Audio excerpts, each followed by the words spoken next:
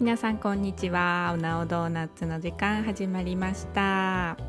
今日はちょっと難しいことにチャレンジしちゃおうかなっていう気分だったので、こちらのマフィン型で作るなんかちょっと難しそうなやつ作っていこうと思います。で、今までちょっと言い出せなかったことがあるんですけど、ドライイーストとお砂糖を同じところに入れてあげると。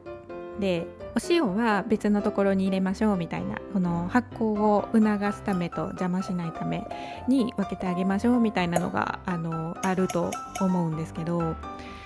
ホームベーカリーで今パラパラパラってパラパラパラって入れた段階でめちゃくちゃ一緒になってるやんってずっと思ってて、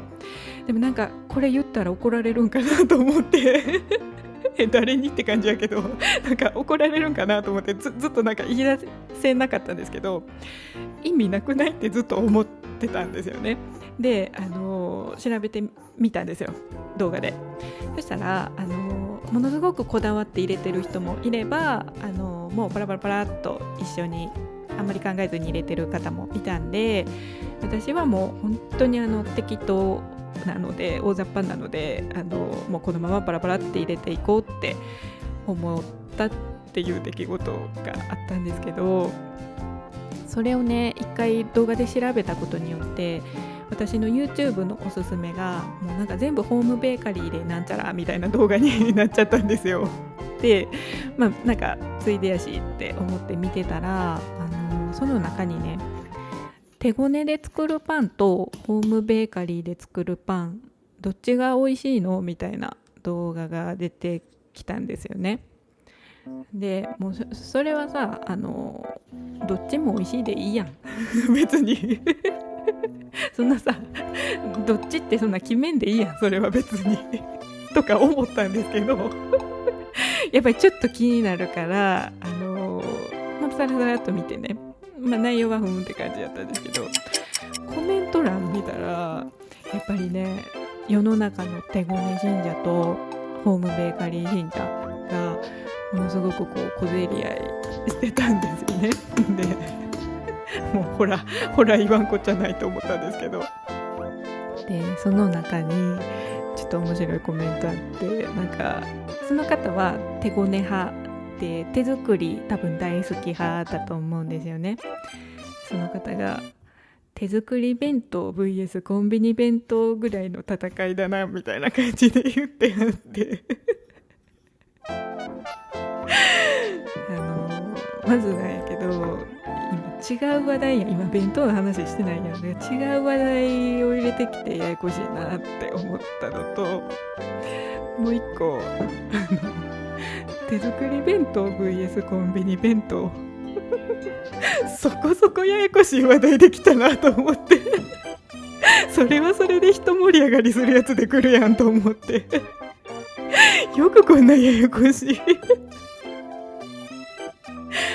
て思ったっていうだけの話です。すいません、パン作りに戻ります。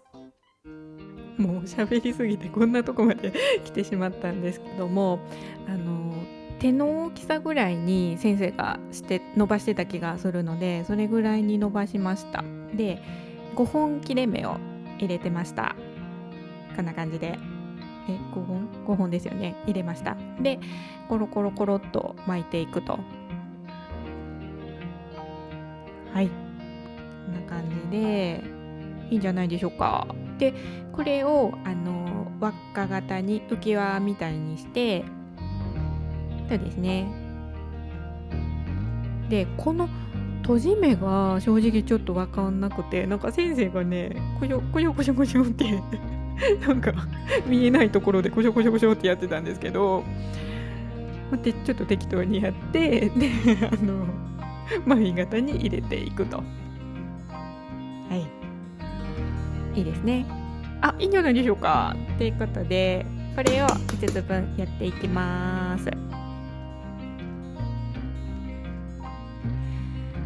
もっとこう端の方まで具材を入れた方がいいんかなとか、なんとかかんとか試行錯誤しながらですね、とりあえず作りました。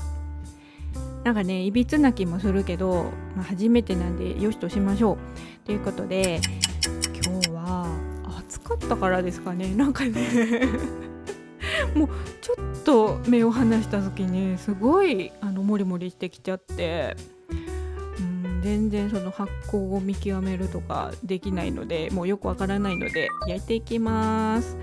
ということで、180度から90度ぐらいで焼いてみました。さてさて今日はどうなりましたでしょうかと。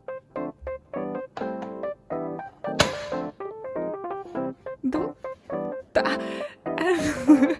角度によってはいいですね。どっちかなと思いましたけど、見る角度によってはかなりいい感じなんじゃないでしょうか。これね、マーガリンを塗ってみたんですよ。なんかツヤツヤになるっていう情報を得まして、いいですね、やっぱりね。で、勢いでごまかしたかったんですけど、型から取ったら若干やっぱり形がなんかとりあえずね割ってみます。チーズの方でしたね。ということでかなりふわふわのいい感じじゃないですか。どうですかね。いい感じ強制的にいい感じって言わせるではいただきます。ふわふわで美味しいですね。特別失敗はしてないです美味しくできました。なんかマフィン型で焼いた時はいつもふわふわにできる気がしますね。ただ今日は見た目はどうでしたかね。若干怪しい、角度によっては良かったですが、100点とはちょっと言えないかなっていう感じになってしまいましたね。ただ可愛く可愛くできましたので大満足ということで、本日の動画はここまでとなります。いつも本当にご視聴ありがとうございます。また見てね。バイバーイ。